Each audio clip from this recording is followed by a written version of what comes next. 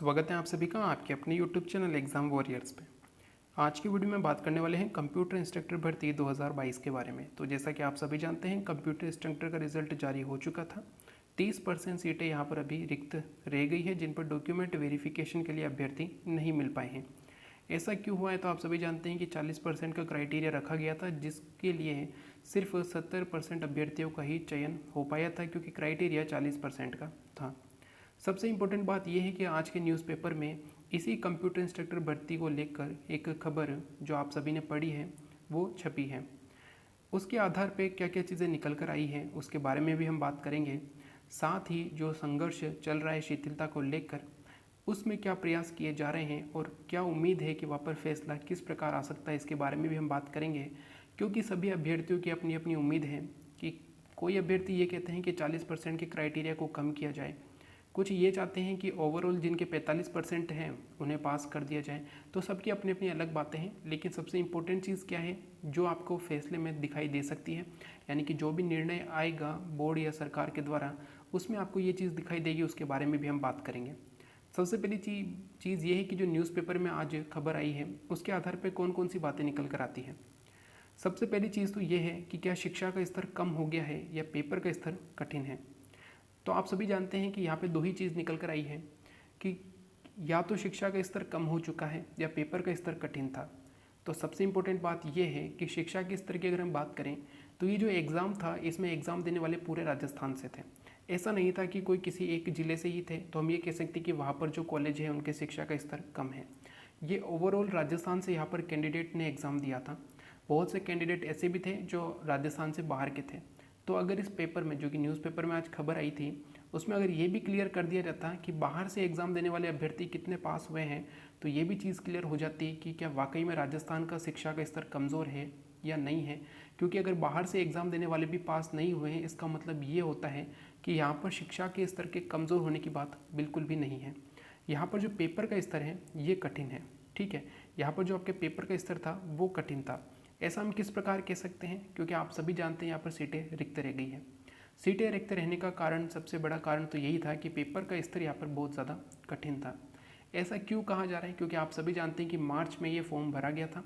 इसका आपने पेपर 2 का सिलेबस देखा होगा। पेपर 2 का सिलेबस काफ़ी बड़ा था, ठीक है। पहली चीज़ आपको याद रखनी है पेपर का जो स्तर है वो कठिन था क्योंकि पेपर का जो यहाँ पर सिलेबस दिया गया था उसके आधार पर पेपर नहीं बनाया गया था, ठीक है। जितने भी यहाँ पे चैप्टर दिए गए थे वहाँ से क्वेश्चन की जो नंबर है वो बराबर नहीं पूछे गए थे। यहाँ पर कहीं से क्वेश्चन ज़्यादा पूछ लिए गए थे, कहीं से एक ही क्वेश्चन पूछा गया और किसी किसी पार्ट से तो एग्ज़ाम में क्वेश्चन भी नहीं आया था। इसके कारण ये जो पेपर था ये काफ़ी कठिन स्तर का हो गया था। साथ में जो पेपर में गेट लेवल के भी एक क्वेश्चन पूछे गए थे, ऐसा अभ्यर्थियों का ही मानना नहीं है, ऐसा कई एक्सपर्ट ने भी कहा है। हाँ, अगर अभ्यर्थी ही ऐसा कह रहे होते तो हम कह सकते थे कि अभ्यर्थियों का सिलेक्शन नहीं हुआ इसलिए वो ऐसा कह रहे हैं, जबकि यहाँ पर एक्सपर्ट के द्वारा भी यही कहा गया है कि यहाँ पर जो पेपर का स्तर था वो काफ़ी कठिन था, ठीक है। यहाँ पर जो है प्रत्येक जो सिलेबस था उसमें हर एक टॉपिक से क्वेश्चन नहीं पूछा गया था। यहाँ पर कुछ टॉपिक ऐसे थे जिनको देखने पर लग रहा था कि यहाँ पे वहाँ से कम नहीं तो 4 से 5 क्वेश्चन पूछे जाएंगे, लेकिन वहाँ से एक क्वेश्चन पूछा गया था और किसी किसी चैप्टर से तो कोई क्वेश्चन पूछा भी नहीं गया था। इस कारण ऐसा हुआ कि यहाँ पर कम समय में और सिलेबस काफ़ी बड़ा था तो अभ्यर्थियों ने कुछ इंपॉर्टेंट टॉपिक्स ही वहाँ पर पढ़े थे, ठीक है। तो जिन अभ्यर्थियों के जो टॉपिक पढ़े हुए थे अगर वहाँ से क्वेश्चन आ गए तो उन्हें फ़ायदा हो गया था। जिनके वहाँ से क्वेश्चन नहीं पूछे गए तो उन्हें यहाँ पे नुकसान देखने को मिला था। दूसरी चीज़ निकल कर ये आती है कि क्या पेपर का स्तर कठिन था तो यहाँ पे जो 70% अभ्यर्थी मिले हैं वो किस प्रकार मिल सकते हैं। यहाँ पर सिलेक्शन किसी का भी नहीं होना चाहिए था अगर पेपर का स्तर कठिन था। तो अभी हमने बात की है कि पेपर में हर एक टॉपिक से यहाँ पर क्वेश्चन बराबर नहीं पूछे गए थे। किसी टॉपिक से क्वेश्चन ज़्यादा पूछे गए, किसी टॉपिक से क्वेश्चन बहुत कम पूछे गए और किसी टॉपिक से क्वेश्चन पूछे भी नहीं गए थे। इसका सबसे जो महत्वपूर्ण जो प्रभाव ये पड़ा कि जिन अभ्यर्थियों ने जो टॉपिक पढ़ के गए थे, क्योंकि यहाँ पे एक क्राइटेरिया रखा गया था 40% आपको लाने हैं, ठीक है। तो उस आधार पे अभ्यर्थी यहाँ पर जो अपनी पढ़ाई करके गए थे लेकिन क्वेश्चन वहाँ पर उस आधार पर नहीं पूछे गए तो जिसके कारण उनको वहाँ पर नुकसान देखने को मिला। जो अभ्यर्थी कुछ टॉपिक पढ़ के गया वहाँ से अच्छे खासे क्वेश्चन अगर आ गए थे तो वो वहाँ पर सेलेक्ट हो गया है।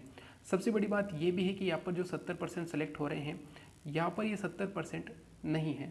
आप सभी जानते हैं कि यहाँ पर काफ़ी जो है गड़बड़ हुई है जिसके कारण ये 70% का आंकड़ा भी यहाँ पे देखने को मिला है। वरना जब से ये पेपर हुआ है तब से लेकर रिजल्ट आने तक यही मानना था कि लगभग 40%, 30 से 40% अभ्यर्थी ही यहाँ पर प्राप्त होंगे, यानी कि आधे से भी कम सीटें यहाँ पर, यानी कि आधे से भी कम सीटों के बराबर अभ्यर्थियों का चयन हो पाएगा। तो यहाँ पर आप देख सकते हैं कि पेपर का स्तर वाकई में कठिन था। अब यहाँ पर क्या हल निकाला जाए, क्योंकि काफ़ी अभ्यर्थियों की अपनी अपनी मांग है। कुछ अभ्यर्थी ये कहते हैं कि यहाँ पर नई विज्ञप्ति जारी हो जानी चाहिए। तो अगर बोर्ड आने वाले कुछ ही दिनों में नई विज्ञप्ति जारी कर देता है तो यहाँ पर ये शिथिलता की मांग नहीं करेंगे। लेकिन आप सभी जानते हैं ये राजस्थान है, यानी कि स्टेट का एग्ज़ाम है, और स्टेट एग्ज़ाम में कोई भरोसा नहीं है, क्योंकि आप सभी ने पिछले कुछ समय से देखा है कि कोई भी एग्ज़ाम हुआ है तो वो 2 साल तक ज़रूर चला है। चाहे वो पटवारी का एग्ज़ाम हो, अभी हाईकोर्ट एलडी से आप सभी देख रहे हैं 2020 के फॉर्म भरे गए हैं और 2022 कंप्लीट होने आए, लेकिन भर्ती कंप्लीट नहीं हुई है। एग्ज़ाम यहाँ पर वापस भी होगा, ठीक है। पहले एग्ज़ाम सही से नहीं कराया गया था, तो आप सभी जानते हैं कि यहाँ पर एग्ज़ाम का क्या लेवल है, ठीक है। एग्ज़ाम यहाँ पर कंप्लीट किस प्रकार होते हैं ये आप सभी जानते हैं। तो वे अभ्यर्थी जो ये कह रहे हैं कि नई विज्ञप्ति आ सकती है, बहुत अच्छी बात है। अगर नई विज्ञप्ति आती है, आने वाले अगर 10 से 15 दिनों में एक नई विज्ञप्ति जारी कर दी जाती है और 3 महीने में अगर उसका एग्ज़ाम ले लिया जाता है तो यहाँ पर किसी को कोई दिक्कत नहीं होगी। लेकिन सबसे बड़ी बात तो ये है कि यहाँ पर नई विज्ञप्ति आने का कोई आसार नहीं है, ठीक है, कि यहाँ पर नई विज्ञप्ति आ सकती है। दूसरी चीज़ जो यहाँ पर निकल कर आती है वो है कि पेपर कठिन, तो 70% अभ्यर्थियों का चयन कैसे हो गया, तो इसके बारे में हमने बात की है कि यहाँ पर जो है किसी टॉपिक से ज़्यादा क्वेश्चन पूछे गए हैं, किसी टॉपिक से क्वेश्चन नहीं पूछे गए हैं, तो ये भी बहुत बड़ा कारण रहा है। साथ ही जो 70% अभ्यर्थी यहाँ पर नहीं है, लगभग 30 से 40% अभ्यर्थियों का ही यहाँ पर सिलेक्शन का जो था अनुमान था कि 30 से 40% अभ्यर्थी यहाँ पर मिल पाएंगे, क्योंकि पेपर का स्तर काफ़ी कठिन था, लेकिन ये 70% पहुँच गया है।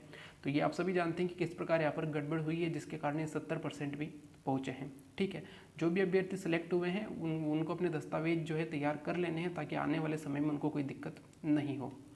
अब दूसरी चीज़ निकल कर ये आती है कि संघर्ष चल रहा है और संघर्ष में निर्णय जल्द आएगा, लेकिन ये निर्णय किस प्रकार आ सकता है, क्योंकि सभी के अपने अपने जो है मानना अपना अपना है कि किस प्रकार जो है यहाँ पर क्राइटेरिया को क्या कम किया जाएगा या फिर किस प्रकार जो है यहाँ पर सेलेक्ट होंगे अभ्यर्थी, ठीक है, उसके बारे में भी हम बात करेंगे।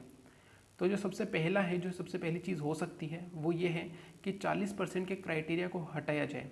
ये सबसे मुश्किल है कि 40% के क्राइटेरिया को हटाया जा सकता है, ऐसा मुश्किल है, क्योंकि यहाँ पर लिस्ट 1 जो लिस्ट आ चुकी है पहले, वह वाले अभ्यर्थी यहाँ पर ज़रूर इसके लिए मना करेंगे, क्योंकि वो यहाँ पर सेलेक्ट हुए हैं। उनका तो ये मानना है कि जो सेकंड लिस्ट वाले आएंगे वो उनसे कमज़ोर या उससे निचले स्तर के हैं, ठीक है। ऐसा हमें देखने को मिला है, काफ़ी अभ्यर्थियों से बात भी हुई है जिनसे ये पूछा गया था कि भाई आप लोग सेलेक्ट हो चुके हैं तो अब क्या शिथिलता मिलनी चाहिए, तो उनका ये मानना है कि शिथिलता नहीं मिलनी चाहिए, ठीक है। जो सेलेक्ट हो गए हैं उन्हें पास किया जाए, क्योंकि आप सभी जानते हैं कि 2800 पे ग्रेड की जॉब है और यहाँ पर अभी से यानी कि ज्वाइनिंग तो नहीं मिली है, लेकिन उससे पहले ही लोग 3600 पे ग्रेड की मांग करने लगे हैं। तो वे अभ्यर्थी जो भी सिलेक्ट हो चुके हैं उनका ये मानना है कि उन्हें ही 3600 पे ग्रेड में रखा जाए। अगर शिथिलता मिलती है तो इनका प्रमोशन पहले होना चाहिए, ठीक है। यानी ये कभी प्रमोट भी होते हैं तो इन्हें मौका पहले दिया जाना चाहिए, ऐसा इनका मानना है। तो ये हमेशा ही जो है शिथिलता का विरोध करेंगे, ठीक है। ये लोग जो है जो सेलेक्ट हो गए हैं ये हमेशा से शिथिलता का विरोध करेंगे, क्योंकि ये नहीं जानते हैं कि ये तो सूची में शामिल हो चुके हैं। अब जो सेकंड लिस्ट आएगी उसकी लिस्ट अलग से बनेगी, ठीक है, उनको इनमें शामिल नहीं किया जा रहा है, लेकिन इनका मानना ये है कि इनका प्रमोशन जो भी चीज़ें हैं वो इनको मिलनी चाहिए। एक तरीके से यहाँ पे भेदभाव जैसी चीज़ आपको देखने को मिल सकती है। तो यहाँ पर सबसे बड़ी बात यही कि 40% के क्राइटेरिया को कम तो नहीं किया जा सकता या फिर हटाया नहीं जा सकता है, कम ज़रूर कर सकते हैं, लेकिन 40% के क्राइटेरिया को हटाना थोड़ा मुश्किल है। तो ये चीज़ मुश्किल है जिस पर अभ्यर्थी मांग कर रहे हैं कि 40% के क्राइटेरिया को हटा दिया जाए और इसके बाद जो है मेरिट के आधार पर 1.5 गुना अभ्यर्थियों के दस्तावेज सत्यापन के लिए चयन हो। तो ये चीज़ थोड़ी सी मुश्किल है, क्योंकि इसके कारण जो सूची 1 में शामिल अभ्यर्थी वो इसका विरोध करेंगे। दूसरी चीज़ जो है ये ऐसा हो सकता है पेपर में जो पेपर 2 था इसमें जो नेगेटिव मार्किंग है अगर उसे हटा दिया जाए तो यहाँ पर काफ़ी अभ्यर्थियों का चयन हो सकता है, क्योंकि आप सभी जानते हैं यहाँ पे नेगेटिव मार्किंग थी।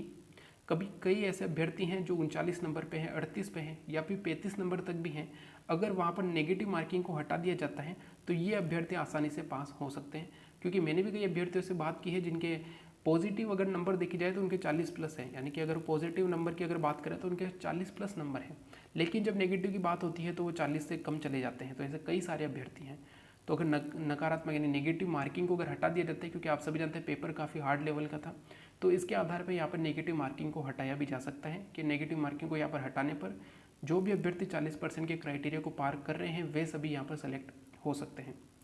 तीसरी चीज़ निकल कर आती है कुल मिलाकर 45% अंक जिन्होंने 45% 200 में से प्राप्त किए हैं यानी कि 200 में से जिनके 90 नंबर आ रहे हैं उन्हें रिक्त पदों पर उनका सिलेक्शन किया जा सकता है। क्योंकि ये मैंने आपको पहले भी बताया था कि पुराना जो नियम हुआ करता था उसमें इस प्रकार था कि दोनों पेपर में 35% आपको लाने हैं। अगर वो ऐसा नहीं कर पाता है अभ्यर्थी और अगर उसके ओवरऑल 40% आ रहे हैं तो उसे भी सेलेक्ट कर लिया जाता था। यानी कि 2 पेपर होते थे, दोनों में 35% लेकर आने हैं, लेकिन अगर ऐसा नहीं हो पा रहा है, अगर उसके ओवरऑल 40% है तो भी उसे सेलेक्ट कर लिया जाता था। तो वैसा यहाँ पर भी हो सकता है कि भाई 40% नहीं आए, लेकिन जो ओवरऑल 45% अंक प्राप्त कर चुके हैं उन्हें यहाँ पर सेलेक्ट किया जाए, जितने भी यहाँ पर रिक्त पद रह गए हैं उन पर। तो ये चीज़ भी हो सकती है, ये दोनों चीज़ें हो सकती है, लेकिन पहली चीज़ की 40% के क्राइटेरिया को हटाया जाए ऐसा संभव नहीं है। चौथी जो चीज़ है वो मेरी तरफ से है कि ऐसा हो सकता है। चौथी चीज़ में ऐसा है कि दोनों पेपर जो थे कठिन स्तर के थे, यानी कि पेपर 1 जो था वो ठीक ठाक था, लेकिन पेपर 2 कठिन स्तर का था। तो यहाँ पर ये किया जा सकता है कि पेपर 2 में सभी अभ्यर्थियों को 5 अंक यहाँ पर एक्स्ट्रा दिए जा सकते हैं। क्योंकि पेपर का स्तर काफ़ी कठिन था, इसको देखते हुए बोर्ड जो है 5-5 नंबर सभी अभ्यर्थियों को दे सकता है। ऐसा नहीं है कि जो क्राइटेरिया से कम रह गए हैं उन्हें ही दिया जाए, सभी अभ्यर्थियों को 5-5 नंबर दिए जाए, चाहे वो सेलेक्ट हो चुके हैं, यानी कि अभी वाली लिस्ट में जो सेलेक्ट है उनको भी 5 नंबर अगर बोनस या हम कहें तो 5 नंबर अगर एक्स्ट्रा मिल जाए। तो यहाँ पर काफ़ी अभ्यर्थी ऐसे हैं जो कि 35 नंबर पे हैं, जिनको 40% का क्राइटेरिया पार करना है, अगर वो 35 पे हैं तो वो सिलेक्ट हो जाएंगे। जिन्हें 35% का क्राइटेरिया पार करना है वो अगर 30 नंबर पे हैं तो उनका भी सिलेक्शन हो सकता है।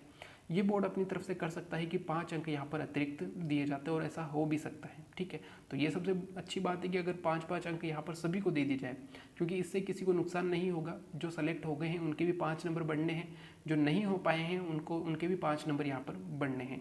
तो सभी के अगर नंबर बढ़ेंगे तो यहाँ पर दिक्कत किसी को नहीं होगी। और अगर हो सके तो पेपर 1 में भी 2 नंबर यहाँ पर बढ़ाए जा सकते हैं, ताकि वे अभ्यर्थी जो पेपर 1 में भी कुछ नंबर से रह गए हैं वो भी यहाँ पर सेलेक्ट हो सकते हैं, ठीक है। यहाँ पर ये सभी अनुमान है, जो आगे होगा वो बोर्ड करेगा, बोर्ड या सरकार करेगी कि किस प्रकार सेलेक्ट करना है। वैसे अगर देखा जाए तो संघर्ष काफ़ी अच्छे स्तर पर चल रहा है और इसको देखते हुए जल्द ही आपको एक फैसला यहाँ पर देखने को मिल सकता है। जिस प्रकार यहाँ पर ज्ञापन सौंपे जा रहे हैं उसके आधार पर यही कहेंगे कि आने वाले समय में ज़रूर इस पर कोई ना कोई फैसला आपको देखने को मिलेगा। तो ये हमारी राय थी कि यहाँ पे जो ये 1, 2, 3 ये जो थी ये आपकी राय थी। आप सभी कमेंट बॉक्स में लिखते हैं, उसके आधार पर यहाँ पर चीज़ें लिखी गई हैं। आपको बताना है कि आपको इनमें से तीनों में से कौन सी चीज़ सही लगती है कि जो चीज़ होने पर किसी भी प्रकार की कोई दिक्कत नहीं होगी। और एक मैंने मेरी तरफ से कहा है कि यहाँ पर पेपर 2 में सभी को 5-5 अंक दे देने चाहिए, जिसके बाद न तो क्राइटेरिया कम करने की ज़रूरत पड़ेगी, क्योंकि पेपर काफ़ी कठिन स्तर का था, उसे देखते हुए यहाँ पर नंबर दिए जा सकते हैं। और एक और चीज़ है कि यहाँ पे नेगेटिव मार्किंग को अगर हटा दिया जाए दोनों पेपर में से, पेपर 1 और पेपर 2 दोनों से ही हटा दिया जाए अगर नेगेटिव मार्किंग को, तो और भी बढ़िया हो सकता है। तो ये था हमारे वीडियो। अगर आपको वीडियो अच्छा लगे तो लाइक एंड शेयर ज़रूर कीजिएगा। Thank you. जय हिंद, जय भारत।